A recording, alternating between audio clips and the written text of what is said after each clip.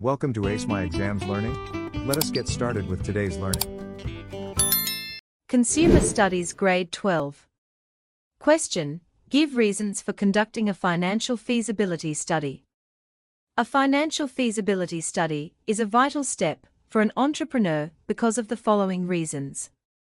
1. Strengths and weaknesses. The study allows an entrepreneur to identify both the strengths and weaknesses of a new or existing business. For example, a clothing line may discover that stylish designs are its strength, while high fabric costs are a weakness. Knowing this helps the entrepreneur make balanced and informed decisions about moving forward. 2. Success and profit. Another reason for conducting the study is to see whether the business will be a success when comparing costs with expected income. By estimating revenue and calculating likely profit, an entrepreneur can judge whether the idea will survive in the market or collapse under financial pressure. 3. Objective decision-making. A feasibility study helps the entrepreneur make an objective decision about whether to start or expand a business. Instead of relying only on passion or excitement, the entrepreneur uses numbers and facts to choose the best way forward, avoiding emotional mistakes. 4. Adapting for profitability. The study also highlights ways the business idea can be changed or adapted to ensure better results. For example, an entrepreneur may find that using smaller packaging reduces costs while still making the product profitable, showing how adjustments improve viability. 5. Startup capital and return. Calculating the amount of startup capital needed is another purpose of the study. It also helps in planning where that money will come from, whether loans or savings, and what return on investment can be expected, giving a clear financial roadmap. 6. Cost and selling price. Finally, the study assists the entrepreneur in working out the cost price and deciding on a fair selling price. This ensures products are affordable for customers, but still generate enough income to cover expenses and secure profits for the business. Question: Give characteristics of eco-friendly packaging materials. Eco-friendly packaging materials are designed to protect products while reducing harm to the environment and bear the following characteristics. 1. Biodegradable. One key feature is that they are biodegradable, meaning they naturally break down in the environment without causing pollution. For instance, packaging made from cornstarch or paper decomposes faster than plastic, helping reduce landfill waste. 2. Reusable. Eco-friendly packaging is often reusable, allowing customers to use it multiple times. A cloth bag, for example, can be used for months or years before disposal. This reduces the need for constant new packaging and saves resources. 3. Recyclable. Another important characteristic is that eco-friendly packaging is recyclable, meaning it can be collected and turned into new products. Items like glass bottles or cardboard boxes can be reprocessed, cutting down the need for new raw materials. 4. Energy efficient. Such packaging is usually made in an energy efficient way, which lowers the environmental impact of production. By using less energy in manufacturing, fewer natural resources are wasted, and the process supports sustainability. 5. Low carbon footprint. Eco-friendly packaging also has a low carbon footprint, releasing fewer greenhouse gases into the atmosphere. This helps fight global warming by reducing the negative effects packaging normally has on the environment. Question: Explain the advantages of using local raw materials for a small-scale business. Using local raw materials benefits a small-scale business in the following ways. 1. Supplier relationships. Buying nearby helps a business build strong relationships with suppliers. Trust develops over time, and suppliers are more willing to provide better deals and reliable service, which ensures smoother operations for the business. 2. Availability. Local raw materials are easily available, meaning a business can get what it needs without delays. For example, a bakery can quickly buy flour from a nearby mill rather than waiting for imported goods. 3. Reduce transport costs. Another advantage is lower expenses, because sourcing nearby helps reduce transport costs. This is especially useful for small businesses with limited budgets, as less money is spent on fuel and delivery. 4. Lower prices. In many cases, local resources may be cheaper than imported goods. Since there are no extra shipping or customs charges, the overall price is lower, making production more affordable. 5. Fewer delays. Local sourcing also prevents delays in production. Since materials do not need to travel long distances, businesses can keep running smoothly without the risk of stopping operations due to late deliveries. 6. Stimulates local economy. Buying locally also helps stimulate the local economy, as money stays within the community. This creates jobs and supports other small businesses, contributing to growth in the area. 7. Environmentally friendly. Using nearby sources is also more environmentally friendly because fewer trucks or ships are needed to transport materials. This lowers carbon emissions and helps protect the environment. 8. Freshness and taste. Finally, when it comes to food, local produce is fresh and has better flavor and taste. Customers are more likely to buy from businesses that use fresh ingredients, improving product quality and reputation. Question. Explain why it is important for a business to handle customer queries or complaints immediately. Responding quickly to customer queries and complaints is essential because of the following reasons. 1. Support and loyalty. When a business listens and provides a quick response to customer concerns, it secures their support and builds long-term loyalty. Satisfied customers are more likely to return and recommend the business to others. 2. Meeting needs. It is also crucial to ensure that the needs of customers are met.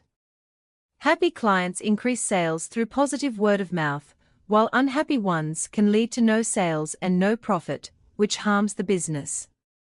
3. Improving business. Responding to complaints immediately can also improve the business, products, and services. For instance, if customers complain about packaging, the company can adapt quickly and enhance its offerings, leading to greater satisfaction. 4. Adapting and growth.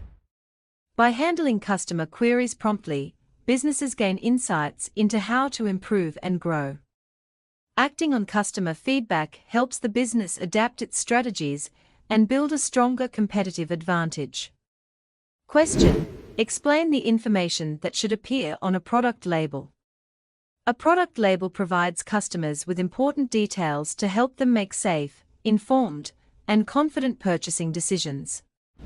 1. Name of product. Every label should include the name of the product so that customers can immediately identify what they are buying.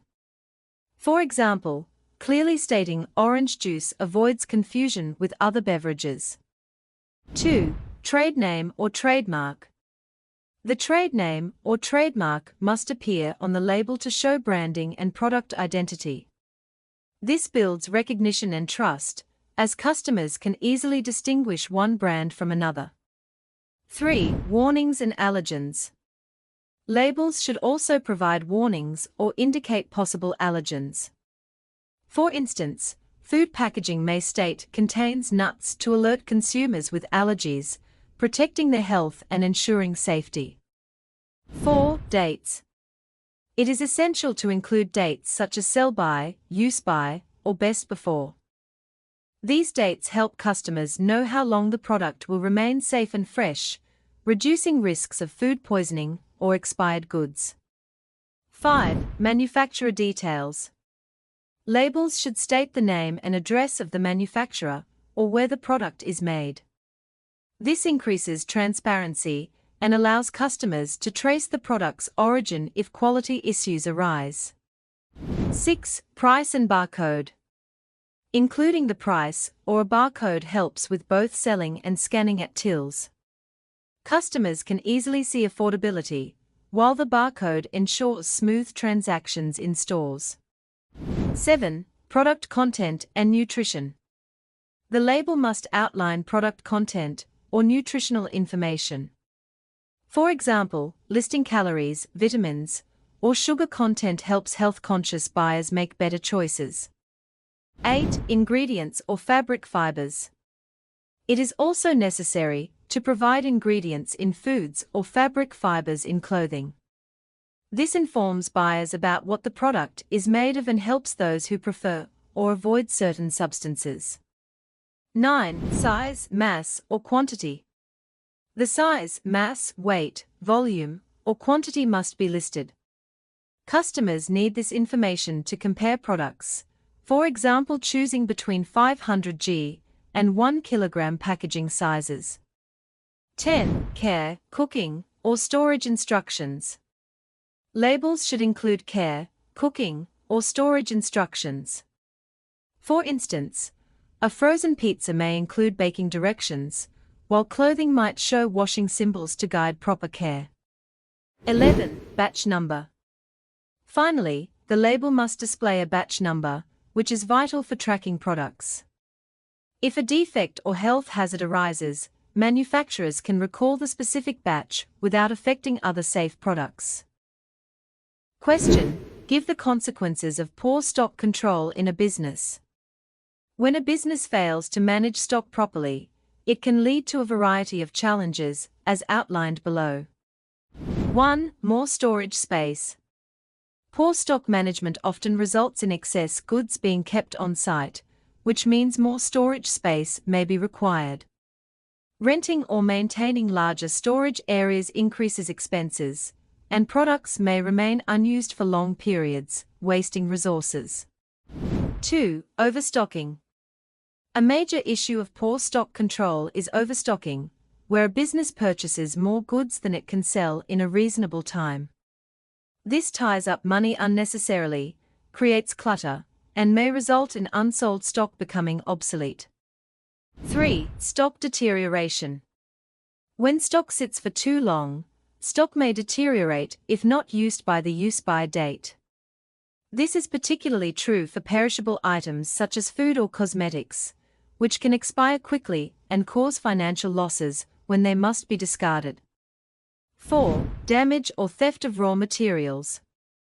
If inventory is not monitored closely, raw materials could be damaged or stolen.